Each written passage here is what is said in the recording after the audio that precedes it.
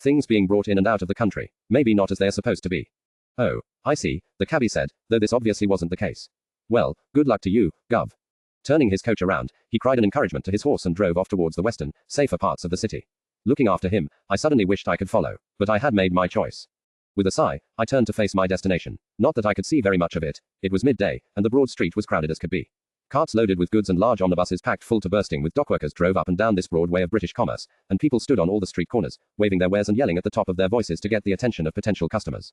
I suppose they thought yelling would give them an advantage over the large, but completely silent, billboards and posters which spread over many of the exterior walls. I probably should have been grateful for all the noise. Nobody paid attention to me as I wandered down the crowded street. While in the West End of London, people had given my baggy trousers and loose-fitting old tailcoat strange glances, here, nobody looked twice at the strange little figure wandering down the street. A lot of people here wore clothes that didn't fit them well, probably because they had originally not been theirs. It was quite liberating in a way, swimming in a sea of people who didn't pay any attention to me and wanted nothing from me but that I returned the courtesy. It made me feel free. Of course, the aforementioned sea of people also blocked my view of number 97. I slowly made my way down the street. As I got closer to my destination, I started to draw more curious glances from the surrounding people, as if they found me unusual to look at. I had to admit, I returned the feeling. The farther down East India Dock Road I went, the more the faces of passers-by changed in shade and form. From glances I caught of their faces, I thought noses were broader than usual, and their eyes strangely slitted. I thought I was imagining things, until one of the street hawkers approached me, starting to address me in a strange tongue I had never heard before. At the sight of his face, I jumped back in shock. Holy hell, who plucked me up from the earth and put me down in Peking? Then it came to me. Of course, I had heard once that, in the some parts of the East End, there lived a large group of workers from China. This must be it, Chinatown. Looking frantically from one strange face to another, I tried to remember what else I had heard about this area of my own city that was a foreign country. Only now did I see the colorful ribbons suspended over the street, the dragons painted on house walls, and the strange cuts of people's clothing. Think, isn't there anything you recall about this place? Vaguely, I seem to remember somebody calling it the filthiest, most disreputable rat hole in all of London. Who had this information come from again? Ah yes, my aunt. So, hopefully, it's actually a quiet neighborhood with nice, well-behaved people. I caught the gaze of a particularly slant-eyed youth, who was staring at me over a knife he used to clean his fingernails. Hopefully. Making some apologetic gesture to the hawker, who had now taken something strange smelling and steaming from his tray and was waving it in front of my face, I retreated hurriedly. Pressing myself as closely to the walls of the houses as I could, I made my way down the street without any further delay. As if it could protect me from the strange environment, I turned up the collar of my tailcoat and buried my too European face in the depths of Uncle Bufford's old, moth-eaten Sunday best. I went down the street as quickly as I could manage without running, counting the numbers on the opposite side as I did so. Number 89, a butcher's shop. Number 91, an apartment building. Number 93, an. Well, I wasn't exactly sure what it was. It was some kind of unidentifiable building, with a few ladies around the entrance whose clothing seemed to be even more loose-fitting and considerably more revealing than mine. Number 95, a liquor store. Number 97, hell's whiskers. Quickly, I jumped back into the nearest alley. The man I had spotted on the opposite side of the street turned his head. He must have caught my movement out of the corner of his eye. As he turned, I saw I had been right in thinking I had recognized him. Warren. Warren was here, and where Warren was, Mr. Ambrose would not be far behind. He looked around once more, then, shrugging, started to haggle again with a Chinese hawker over the price of some oriental artifact he was apparently trying to purchase. Or, more likely, pretending to purchase. He wasn't here to buy something exotic for the mantelpiece. He was here for the same reason I was here. The building right across the street from the alley in which I was hiding. It was an impressive brick bulk, a broad facade, at least 40 yards, with higher portions of the building rising threateningly up out of the roof in the center and at every corner. Originally, it must have had many windows, but now it was obviously a warehouse, since most of the windows had been bricked over. Or, was it? Behind the few, narrow openings in the brick walls, I could see movement. Not what you would expect in a warehouse where tin plates and cotton trousers waited for weeks before they were shipped to God only knew where. And the narrow, high parts of the building at each corner, connected by walls and walkways. They looked almost like watchtowers. On the highest of the towers, I saw, blinking in the midday sun, the brass number 97. Over the top of the building, in the distance, I could make out tops of masts, swaying in the breeze. The street wasn't called East India Dock Road for nothing. The docks of the East India Company, the center of its web of power extending over half the world to the distant, tropical subcontinent of India, were only a few dozen yards away. Right next to this building. There it is again. Once more, I saw something move through one of the narrow windows, and caught the flash of a red uniform. This is no bloody warehouse. I waited, hidden in the shadows of the alley. After a while, Warren disappeared. In his stead, other men appeared, some European, some Chinese, some an unidentifiable mix. All lingered in front of number 97 for a little while before disappearing, only to reappear some time later, hovering and watching. Nobody would have noticed. Nobody, that is, who hadn't seen many of these faces before in Mr. Ambrose's office. I had. Slowly, the sun began its descent towards the horizon. As it did so, people started to disappear into their houses. Nobody seemed to want to stay out in the street at night in this neighborhood. Doors closed, and little could be heard from inside. Only from number 93 you still heard sounds. The scantily dressed ladies who lived there seemed in no hurry to go to sleep. As the last vestiges of sunlight dwindled, lights were lit inside of number 97. Squinting, I concentrated on one of the narrow windows, high above me. It wasn't long before my earlier observations were confirmed. A flash of red and gold passed the window. And again, red and gold, like on the uniforms of a soldier of the presidency armies. Suddenly, I heard a rattle and jumped, whirling around. But the rattle was not coming from behind me, nor was it coming from the main street. Rather, it sounded as if it was coming from a side street, parallel to the one in which I was hiding. Quickly ducking into a narrow path between two brick houses, I made my way towards the origin of the sound. I thought it was somehow familiar, and I was not mistaken. Looking around the corner of the house, I saw Mr. Ambrose's chaise coming up the street. It stopped, well out of sight or hearing of the guards in the towers of number 97. Mr. Ambrose slid out of the passenger compartment with one fluid, precise movement. The tails of his black tailcoat fluttered around him like dark wings. Warren, he called in a voice no louder than a whisper. The black-clad figure of Warren stepped out of a doorway, where he had concealed himself. He bowed to Mr. Ambrose. We've been watching the place, observing the soldiers just as you instructed, sir. Adequate. Thank you, sir. Here is the report with the duty roster. He handed over a piece of paper to his master, who nodded in acknowledgement. But, Warren hesitated. But what? Mr. Ambrose's voice was cool and distant as ever. But we think the soldiers are not the only guards, sir. We have caught glimpses of movements on the roof. Understand me, we didn't actually see anybody. We only caught a flash of dark brown and grey here and there. He shook his head, looking over his shoulder at number 97 nervously. I've never seen anything like it. Mr. Ambrose's jaw muscles twitched, and Kareem let out a long string of foreign words that were better not translated. They are here, Mr. Ambrose hissed. They. A squad of special riflemen in the presidency armies who are at Lord Dalglish's disposal alone. Mr. Ambrose's voice could have frozen lava. I gathered he had met this special squad before, and did not have fond memories of them. They use a native plant to dye their coats in mottled tones of brown and grey, which makes them hard to see in daytime, and helps them to disappear almost into nothing during the night. 50. But why should one wish for soldiers not to be seen during a battle? Warren asked, his mouth slightly open. These special riflemen are not intended for open battles. Dalglish employs them for different purposes. His tone of voice made it clear that nobody who wished to continue to sleep at night should ask what those purposes were. Warren looked slightly sick. Mr. Ambrose didn't seem to care. He said no more, but started to study the paper Warren had handed to him. After a while, he nodded. Whether Lord Dalglish's personal commando is here or not, this will have to suffice.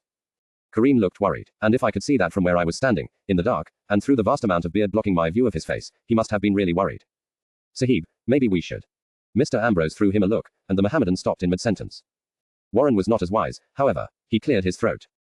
Sir, forgive me for asking, but why exactly have we been noting down the guard changes and been keeping watch on this house? Mr. Ambrose was studying the list again. He didn't look up, as preparation for a break-in, of course. What? At an angry gesture from Kareem, Warren lowered his voice, but it sounded no less stricken than before. Sir, you have to be joking. No, I do not have to be. In fact, I have never in my life felt any irresistible compulsion to joke. Warren swallowed. He seemed to realize with whom he was arguing here. Sir, I'm afraid I cannot in good conscience be a part of an illegal activity. Mr. Ambrose now had exchanged the list of guard changes for a ground plan he had taken out of his leather bag. He still didn't look up. Then do it in bad conscience, Mr. Warren. I don't care, either way. Mr. Ambrose. You didn't seem to care about bending the law when we laid our hands on that snake Simmons. Warren bit his lip. That was different. Because, Mr. Ambrose concisely stated, he was a private secretary, not a peer of the realm, like the owner of that building over there, correct? To this, Warren didn't seem to have anything to say. Don't worry, Mr. Ambrose exchanged one set of plans for another. What you have done is quite enough. I won't require your services further tonight. You won't. Mr. Ambrose gave a derisive jerk of his head. You don't think I would entrust you with a task as important as this? No, one thing I learned early in life is, if you want something done well, do it yourself.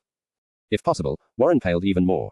Mr. Ambrose, you cannot mean. You are a gentleman, not a criminal. You cannot mean that you are planning to break into. At that, Mr. Ambrose looked up, his eyes flashing icily. Dalglish took something that belongs to me, Mr. Warren. If that happened in the colonies, and if he were any other man, I wouldn't hesitate to put a bullet in his head. Here, business practices are slightly different. But I will get back what is mine, and you'd rather not stand in my way. Warren swallowed again. He retreated a step, and bowed. No, sir, of course not, sir. Your word is my command, sir. Indeed it is. Mr. Ambrose stuck the ground plan back into the bag, slung it over his shoulder and took out of the coach another one, which he handed to Kareem. Stay here, Mr. Warren. Guard the coach, and wait until at least one of us returns. He turned away from Warren, towards the entrance of the alley in number 97. Kareem, we're going in. Stay behind me and watch my back. Yes, Sahib. I thought it was about time to make my presence known. With a little smile, I stepped forward, out of the shadows, and raised a hand. And where do you want me, sir? A man's work. To see actual surprise on the rock-hard face of Mr. Rickard Ambrose would have been too much to hope for. But I had the satisfaction of seeing one of his eyelids twitch about half a millimeter when he caught sight of me. Mr. Linton, he breathed. Kareem jumped back, uttering another incomprehensible curse. She really is Ifrit, Sahib. She can walk through walls and appear out of thin air. Actually, I remarked, smiling at him, I drove here in a cab. Sorry to disappoint you. My eyes flicked from Kareem to Warren. Apparently, he was too startled to have noticed Kareem's slip of referring to yours truly as she. But really, it was not Warren's reaction to my appearance, or Kareem's, that I was interested in. Slowly, my eyes drifted back to Mr. Ambrose. His face was still devoid of anything akin to emotion, but there was a muscle twitching in his chiseled jaw. A cab, he said, as if it were the dirtiest of words. Yes, sir. And this cab, I suppose, is not in the vicinity anymore to take you right back to where you came from. No, sir. I didn't think so. Stepping closer to me, he lowered his voice to a chilling whisper that only I could hear. I am not commonly given to expletives, Mr. Linton, yet under the present circumstances I find myself justified in inquiring what the bloody hell you think you are doing here. Coming with you, I said cheerily, though the tone of his voice made my whole body quiver. Did I or did I not tell you to stay away from this, Mr. Linton? You did, sir, but it is after hours. You cannot tell me what to do now. Thunderclouds full of lightning flashed in his dark eyes. Did you or did you not hear what I discussed with Warren, Mr. Linton? Yes, sir, I did. And, well, what, sir? Tonight's operation will be deadly dangerous. The moment we are spotted, we will be shot down like animals. Our corpses will be thrown from the docks and never again see the light of day. His words sent a cold shiver down my back. To die, to actually die. I had never contemplated it before. I was 19, still so young, and had hardly seen anything of the world. And I could die tonight, if I continued on this mad course. Why not turn back? Why not turn away from him, let him go alone? He surely wouldn't fault me for it. Never see the light of day again. My, I shook my head. I'm sure that would worry me a lot, once I was dead. Terrible fate for a corpse. What was I doing? This was no time for sarcasm. This was serious. Yes, it is, a tiny voice in the back of my mind said. Deadly serious, which is exactly why you have to go with him. Never, ever joke in my presence again, Mr. Linton, Mr. Ambrose said in a voice that could have frozen an erupting volcano. I do not appreciate it. Really, I would never have guessed. The same goes for flippancy, Mr. Linton. He stepped forward until we were almost nose to chiseled chin. Damn, he was tall. I meant what I said. This is dangerous. For a moment I saw a flash of something in his eyes that I think I was not supposed to see. Anxiety, maybe. For what? For the recovery of his lost file. Or for you? No, impossible. It was gone too quickly for me to see, in any case. Again, a coating of frost closed the brief opening in his armor. I know that it is dangerous, I said impulsively, reaching out to touch him. That is why I have to come. Hell's whiskers, why did I just say that? What if he interpreted something into it that I hadn't meant? Or worse, what if he interpreted something into it that I had meant? I snatched my hand back before it made contact with his face. Quickly, I added, trying for a lighter tone. After all, I can't let you go in there with only him for protection. I gestured at Kareem. You'll be dead before you take 2 steps. Though my words had been too low for him to have heard, Kareem seemed to have guessed the general message of my gesture. He gritted his teeth, and his massive right paw closed around the hilt of his saber.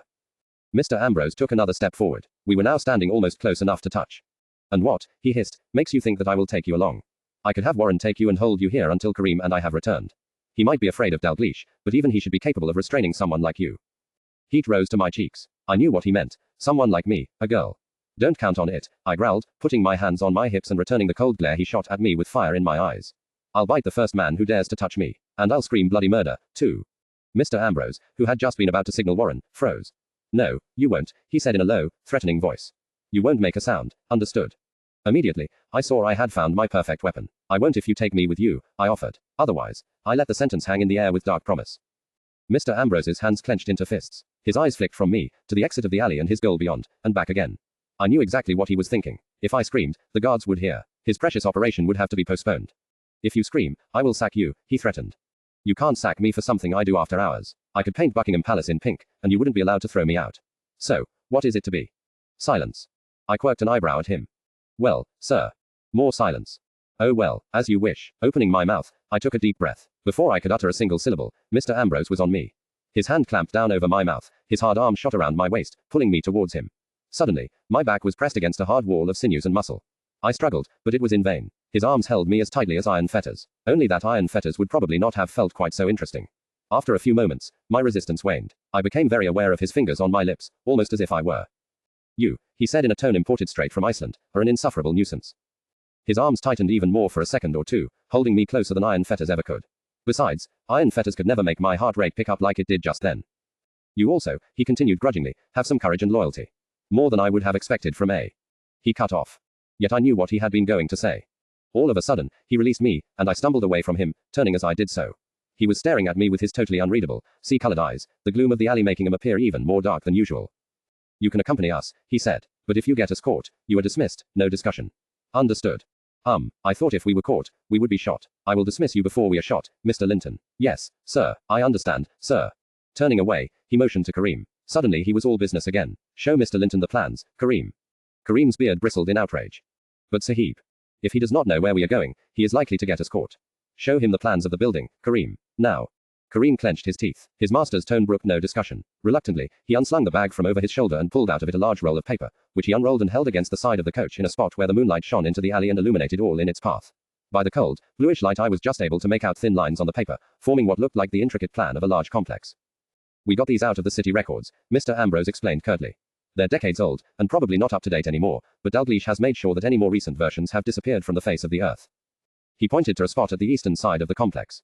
We will enter the building here. Why on the east side? I asked. That's between the building and the docks, Lord Dalgleish's center of power. Isn't it likely that there will be many of his men there? Mr. Ambrose threw me a look, which is exactly why we will come from this direction. He will not expect it. Do not interrupt me, Mr. Linton. I don't wish to have to repeat myself. He tapped the point on the plan. As I said, we will enter here. How exactly? I demanded. In case you hadn't noticed, there's a wall in the way. His finger stopped tapping. What did I say about not interrupting, Mr. Linton? Excuse me, sir. Carry on, sir. The guards will be drawn off by a distraction on the western side of the building. We will have to climb over the wall, and thus penetrate into the inner courtyard. I still couldn't see how we would be able to climb over a wall that was at least 24 feet high, but I held my tongue. From the way Mr. Ambrose's left little finger was twitching, I surmised this was not a time to rile him. There will be guards on and in the inner building, too. His finger moved across the courtyard to a central, U-shaped building consisting of a large central part flanked by 2 wings. They might not see us against the dark brick wall, but the courtyard is brightly lit. As soon as we attempt to cross it, we will be spotted. So what do we do? Instead of my receiving another rebuke for having interrupted his mightiness, it was Kareem who answered this time. Disguise ourselves, he grumbled, opening a bag and pulling out something bright red. It took me a few seconds to recognize uniforms of the presidency armies. Suddenly, Mr. Ambrose whirled around to face me. But that's it, Kareem, you only brought 2 uniforms. So shush, he can't come with us. Mr. Linton, you. His voice trailed off as he saw Kareem's embarrassed expression. Then, his gaze wandered to the uniforms, of which, there was no doubt, there were 3. I thought, Kareem growled, throwing a venomous look at Warren, who retreated a step or 2, that he would be coming with us. Mr. Ambrose's little finger twitched again, overcome by uncontrollable rage. Fine, he said coolly, and turned back to the plans. We will descend from the wall and hide behind this shed here, where brooms and tools are being kept, according to my information. There, we will change into guard uniforms, so we can cross the courtyard unmolested. With his forefinger, he tapped a spot marked with a longish rectangle and a question mark. The door to the main compound may or may not be locked. My sources have not been able to determine that, but from what I know of Dalgleish, it will be locked thrice and bound with chains. That, however, is no insurmountable problem. It seemed to be, to me, all right. I was just about to open my mouth when Mr. Ambrose looked up from the map to throw me a cold glare. I closed my mouth again. Once inside, things will become more difficult, he continued. Oh, so they've been easy up until now. We do not know exactly where the file is. We believe it to be somewhere in this area. His finger moved to a red circle that centered on the upper left corner of the building. This is where the office of the overseer was, back in the days when this was still a factory. It is, in all probability, where Dalgleish's office is situated now, and where the file is kept. He traced a route from the front door to the red circle. I could see faint lines on the old paper, marking a narrow hallway.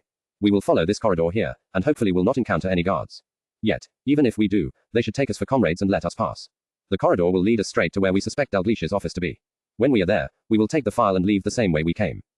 But, won't the file be behind locked doors? Mr. Ambrose patted one of his mysterious bags. Doors are not impenetrable, Mr. Linton. What did I say about interruptions? So sorry, sir. Kareem. The Mohammedan stepped forward. Sahib. Since you were so obliging as to provide 3 uniforms, you surely have also brought 3 of the cloaks. Certainly, Sahib. From his bag, Kareem withdrew 3 mottled brown and grey cloaks. A strangled gasp came from Warren, and I remembered what Mr. Ambrose had said about the special unit of riflemen under Lord Dalgleish's command. Mr. Ambrose threw Warren a look. Yes, it is not only Lord Dalgleish's men who can steal up on you unsuspected, Mr. Warren. Remember that, remember it well. He threw one of the cloaks at me, wordlessly. As I caught it, he threw the second around his shoulders and, a moment later, seemed to melt into the darkness. I saw only a vague shape moving away. Come, Mr. Linton, his voice called out, cold and imperious. I made a move to follow him. Suddenly, Warren, who had watched the whole scene from the background, his mouth slightly open, was stirred into motion. Quickly, he took 2 steps forward and grasped me by the arm. Mr. Linton, you are not truly going to accompany them, are you? I looked down at his hand. Quickly, he removed it. Yes, I said, I am. I hope you do not think I am speaking out of term, Mr. Linton, but I would strongly advise against it. The man they are going up against. Warren drew his coat closer around himself, as if he was suddenly feeling the cold night air more strongly. Let us just say, you hear rumors when you serve the members of London's high society like I do. I counsel you, Mr. Linton, desist. Go home. It is nothing any man would have to be ashamed of. I gave him a scathing look. Yes, I said, any man wouldn't have to be. Then, without staying to explain my words, I turned and, drawing the cloak around me, followed Mr. Ambrose into the darkness. Bifurcated. I nearly had to run to keep up with Mr. Ambrose as we passed through the dark streets of Chinatown. We circumvented number 97, always keeping a great distance between ourselves and the wall. Not once did he or Kareem slow down, his long legs swinging as regularly as a pendulum, the strange, mottled cloak fluttering around his shoulders. Why are we in such a hurry? I gasped, out of breath. His voice as he answered was, of course, perfectly calm and collected. Your unexpected appearance and the necessity for an explanation of our plans has cost us time. Time we do not have. The distraction for the guards is scheduled to occur in exactly. Fishing his watch out of his pocket, he let it snap open. For a moment, I saw the coat of arms on the lid shining in the moonlight. 6 minutes and 37 seconds. What is this distraction? I panted. Wait and see. Apparently, he was not in a talkative mood. What a great surprise. By the time we stopped behind a cart parked on the side of the street that ran along the eastern side of number 97, my lungs felt fit to burst. I leaned against the cart, and for the next few minutes concentrated fully on getting my breathing under control again. I really had to find some way of building up my stamina if this sort of thing would come up regularly in this job. Out of the corner of my eye, I could see Mr. Ambrose glancing around the cart. My lungs feeling normal enough by now to allow some movement, I followed his example and saw the bright red figures of Presidency Army soldiers, parading on the walls. Decoys only, as I now knew. The real guards were hiding in the shadows. We can thank God this cart is standing here, I whispered. Or else we would be clearly visible. Perfect target practice for Lord Dalglish's personal team of pheasant hunters. Thank me instead of God, Mr. Ambrose told me without taking his eyes off the roof of number 97. I had one of my men park the cart here this morning. It had been a clever idea, but if he expected a compliment from me, he would have to wait for a long time. Besides, I was much too interested in something else. What is this mysterious distraction you keep not talking about? How will it direct the attention of Lord Dalglish's guards away from us? Retreating behind the cart again, he let his watch snap open a second time. You shall find out in exactly 2 minutes and 14 seconds, Mr. Linton. Why not tell me now? Are you absolutely sure it will get the attention of all the guards? I persisted. I'm not anxious to get my head perforated, you know. What if your distraction isn't distracting enough? I am certain that they will not have eyes, or ears for that matter, for anything else. We will have about a minute before they focus their attention back on the street again. Once more, I opened my mouth to ask what was going to happen. But before I could speak, he pointed around the cart towards the corner of number 97's outer wall. When the distraction occurs, we will head for the corner, understand? I suspect that the gunmen aren't actually sitting on the roof. More likely, they're looking out through dormers or even lifted roofing tiles. This will mean they will have a blind spot at the corner, where the sides of the roof meet. Once we are across the street and at the wall, they should not be able to see us, and won't shoot. Oh, good. I breathed a sigh of relief. But we should be quick anyway, just in case I am mistaken. Not so good. Mr. Ambrose nodded to Kareem. You know what to do once we're there. The mountainous Mohammedan nodded, patting the bag slung over his shoulder. Not for the first time, I wondered what was inside. Yes, Sahib. Adequate. Mr. Ambrose raised his watch again. Brace yourselves. It will begin in 10, 9, 8, 7, 6, 5, 4, 3, 2, 1, now. Nothing happened. With an angry snap, Mr. Ambrose shut his watch. They're late, he complained. You can't rely on anybody to be punctual, Annam. Suddenly, there was an almighty clash from the other side of the building. Screams pierced the night over the city. For a moment, I thought that some sort of street brawl had broken out. Bloody hell, has he hired people to attack Lord Dalglish's guards? They'll all be shot down. But then the clash came again, and it didn't sound like swords or guns, rather, like a cymbal. An orchestra attack. What the bloody hell? I started to whisper, but was cut off by more screaming. It didn't exactly sound painful. If I had to choose an adjective, I would have said, enthusiastic. But that couldn't be, could it? Curiously, I peered around the cart. Colored lights were visible around the corner of a house. It sounded like people were approaching. But, the sound of the footsteps wasn't right. It didn't sound like normal traffic, or even soldiers marching, more like people at a ball, dancing to a rhythm. But who would be crazy enough to stage a ball on a street in the middle of Chinatown, in front of a house with professional gunmen on the roof? Who do you think? The sound came nearer, and then, without warning, the head of a giant, red golden beast appeared in the street. It was at least 2 yards high, with thick spikes on its forehead and snout. A livid red tongue protruded from its horrifying maw that could surely swallow a girl whole, and as it reared up into the air, a roar and renewed clashing cut through the dark night again. The monster's eyes fixed directly on me. I opened my mouth to scream, and a hand clamped down on my lips. I said, I heard a very cool, controlled voice at my ear, brace yourselves. That means no horrified screaming. BMM, HMPFF. My attempts to warn him of the approach of the giant monster went unheard. He pressed down harder. Look, he told me. Look closely. No, I don't want to look. I can't even stand to look at that grey beast of a horse you own, and this is 1,000 times worse. Run for your life, you granite-headed idiot. What apocalyptical demon had he set loose in the streets of London, while the unsuspecting public slept in their beds, and the police were nowhere to be seen? Look, Mr. Linton, that is an order. Unwillingly, I moved my eyes to rest on the red and golden monster. For a moment, I just stared in fear as the wild eyes moved from left to right and the head jerked in wild contortions. Then I saw the pair of legs protruding from the lower part of the head. Dear, merciful God, has the monster already devoured somebody? But no, those legs weren't sticking out of the beast's mouth. They were just protruding from the bottom of the head, as if a man was standing inside it, holding it up. For the first time, I noticed that the face of the beast was hard and immovable as wood, and that its tongue did not move, and neither did its jaws. I saw the glint of paint on its features, and it dawned on me that I might have slightly overreacted. My body relaxed. Mr. Ambrose's arms, still around me, did not. And, for the second time in half an hour, I realized that I could feel his fingers on my lips, and his stone-hard, sinuous body pressed against my back. Suddenly, the fake monster was only a dim memory. Suddenly, I was wondering whether he remembered the last time, too, and what it felt like to him. My derriere was pressed very tightly against him, soft flesh against hard muscle. More soft flesh than was probably advisable. I found myself wishing that I had tied my corset a bit more tightly in that area. Don't be ridiculous, I chided myself. Why should you care what Mr. Ambrose thinks about how you feel, or that he probably thinks your bottom is too fat? Not that it was, mind you, a little on the generous side, maybe, but not fat. No, definitely not. Mr. Ambrose cut short my posterior musings by releasing me and stepping back. Be quiet, Mr. Linton, he warned me, his voice as cool as ever.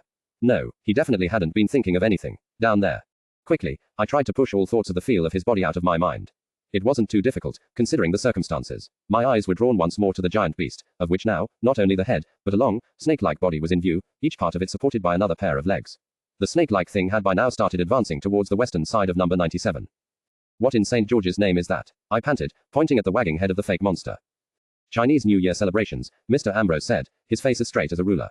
The performance is called the Dance of the Dragon, I believe. Is it the Chinese New Year? No, but I doubt Lord Dalglish's guards know that. They are not Chinese. Well, fortunately, neither am I said, watching the head of the monster with trepidation. Real animals are scary enough. I have no idea why any people would want to dream up even more monstrous creatures, and for a celebration, to boot. Give me a nice, quiet suffragist demonstration any day.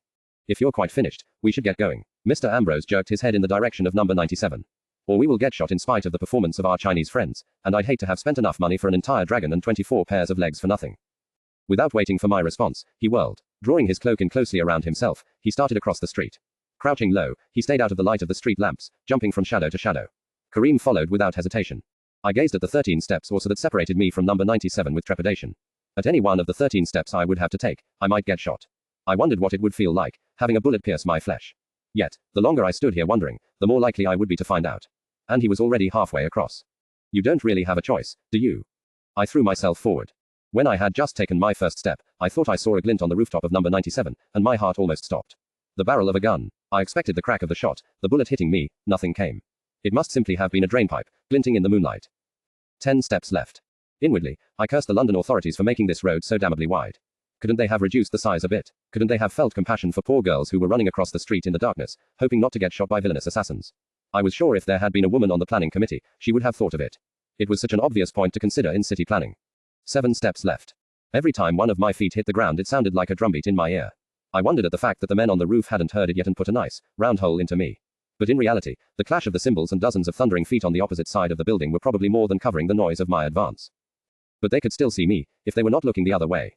I drew the mottled cloak tighter around me, though I could not really believe in its powers of disguise. It was only a cloak, after all. 3 steps left. I surged forward with renewed effort. In front of me, I could see Mr. Ambrose and Kareem appearing out of the gloom.